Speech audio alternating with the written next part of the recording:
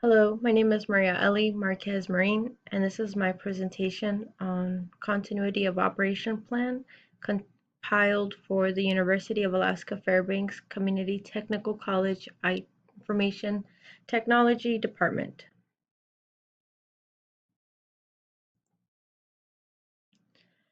We began this assessment in class, identifying exactly which department we wanted to work with, and I chose the IT department since I do work there, and I noticed that I actually needed to know more about the functions underlining our IT department.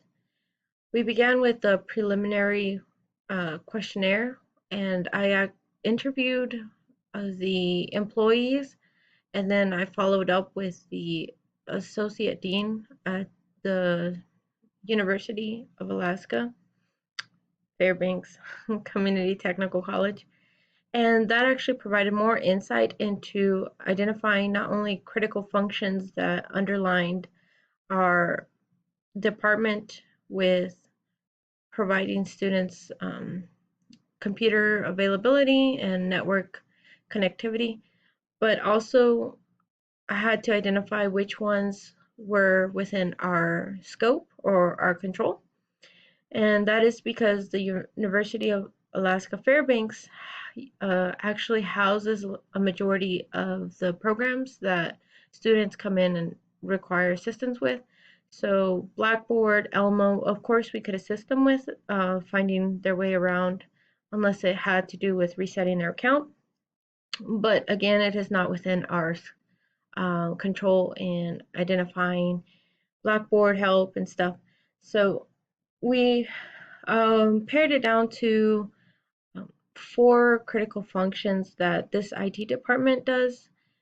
Without one or the other, it will start a cascading effect for failure. And these are in order of urgency or importance that I identified. The first one was maintaining the server. I put 3 hours underneath that because it deals with the HVAC system being down, or if there is equipment failure within the server, it could cause it to overheat. And not only would this impact the one server, but it would impact the whole server rack and the area that it is in. So again, if the HVAC system was to go offline and there was no pumped forced air in there, then the server rack would eventually crash due to overheating. And within these servers, we maintain specific programs, application license keys. So it not only houses like shared files, but it will contain program specific needs in there. Classroom availability, that's the second one I identified, and this one changes depending on the program itself.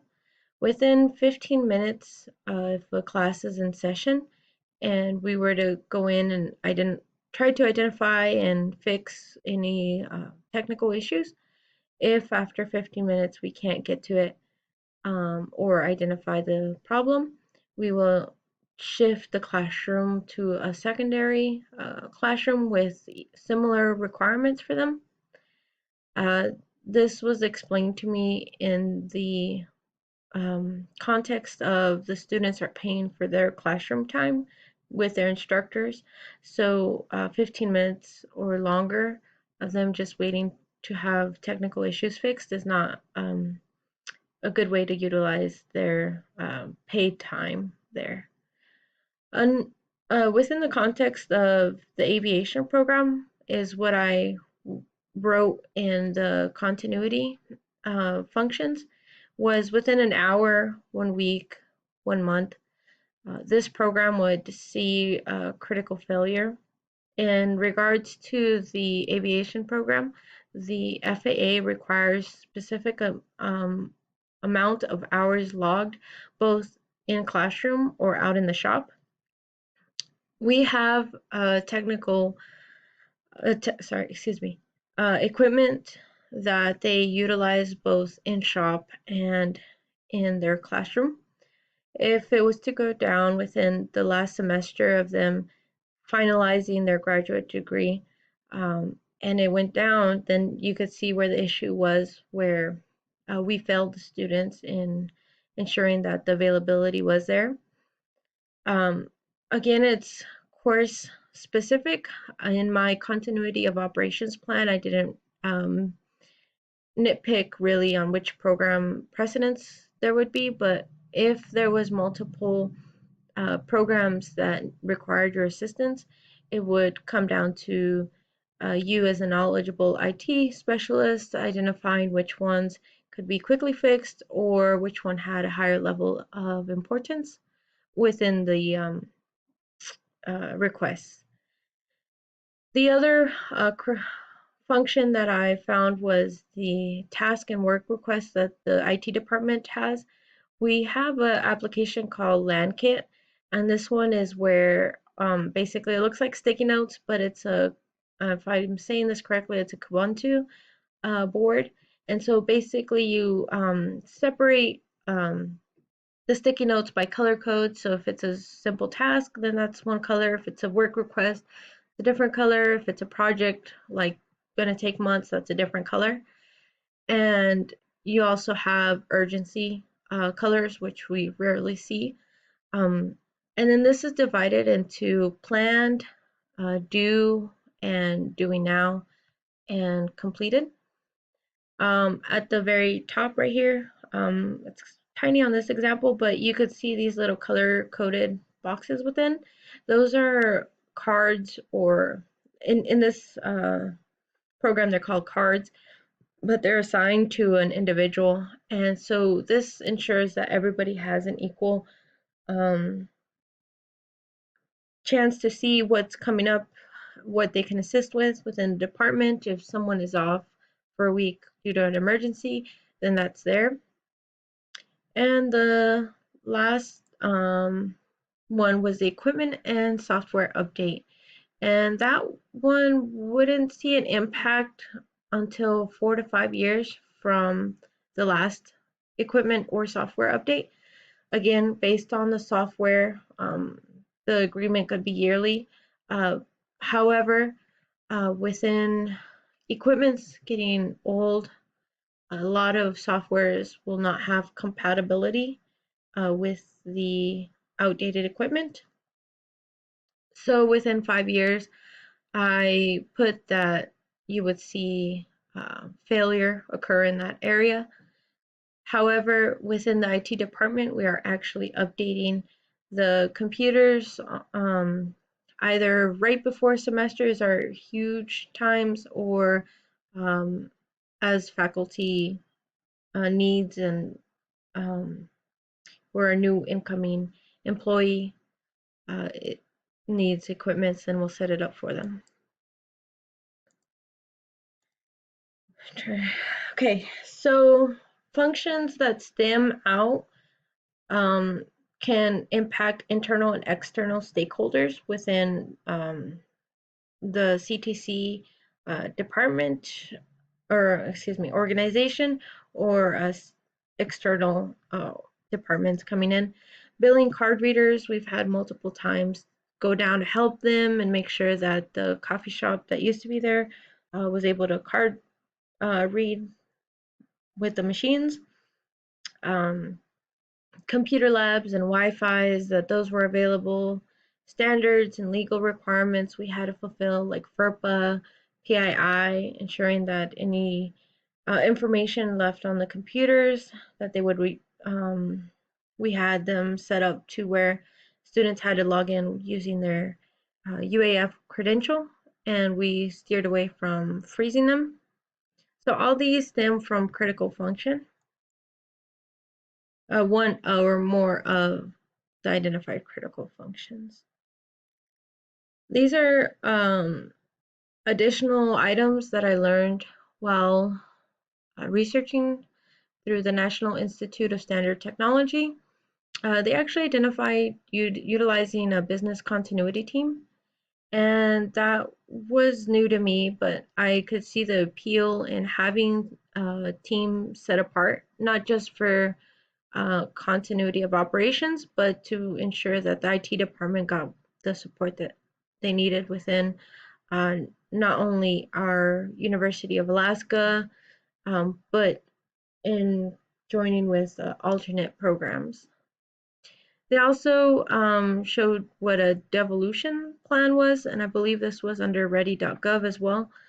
And this basically said if the BCT, so the business continuity team, was not doing their part, then the final authority would be with the dean, and she would have when she could enact a devolution plan. So in my plan, the University of Alaska Fairbanks would step in, and if they couldn't assist us, then the University of Alaska Anchorage would be notified, and we'd go from there. Another thing is within the IT field, we actually have an audit framework, and this regards vital record keeping. Another one that was previously mentioned would have to do with students. So this always has to be maintained, not only within our field as a IT professional, but also to ensure we're in compliance. This again goes back to notifying when our recovery time objective is met.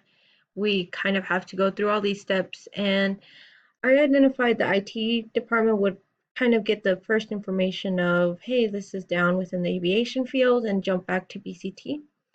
Um, in the plan, however, I wrote that the BCT would communicate on up, but realistically, it would look like this would come back to here, and then they'd bounce it back to the IT department to figure out further, and then they'd keep pushing it up until eventually they'd have to notify higher program that, hey, this aviation program is down, and so we're gonna have to send the students over to you.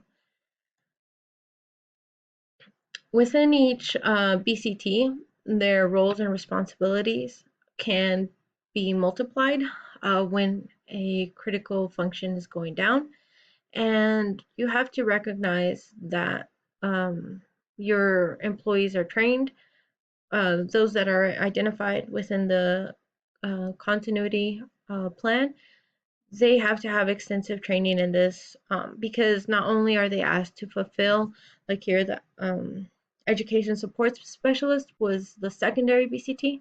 So if there was an alternate site, maybe someone else could step in as the lead education support specialist, and they would be like secondary, but usually you'd want the secondary BCT to be very knowledgeable, not only in the IT field, but within your organization, what is required. And that was due to the emergency plans. They'd be going in there and identifying um, how to fix the situation. I actually created a communication spreadsheet, and I don't know if this works as well as I intended it to, but basically I wanted a snapshot to fall into within 3 hours. The IT department will have the responsibility to try to fix this. And then within 3 days, it's just going to go into having alternate sites, stakeholders notified, and OIT come in. The only two times that you would actually see FBI or the UAA notified immediately is due to flooding. We've had that here in Fairbanks, as well as any terrorism or cyber attack. These are the references, both frameworks and standards, and of course the preliminary briefing business impact analysis that was created in class. Thank you very much for your time in listening to this presentation.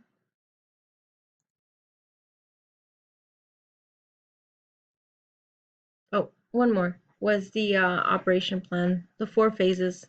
These are the identified steps, like the snapshot steps of what would occur under each one. However, I did actually enjoy compiling phase 3 and phase Two, I kind of wish there was more clarification on the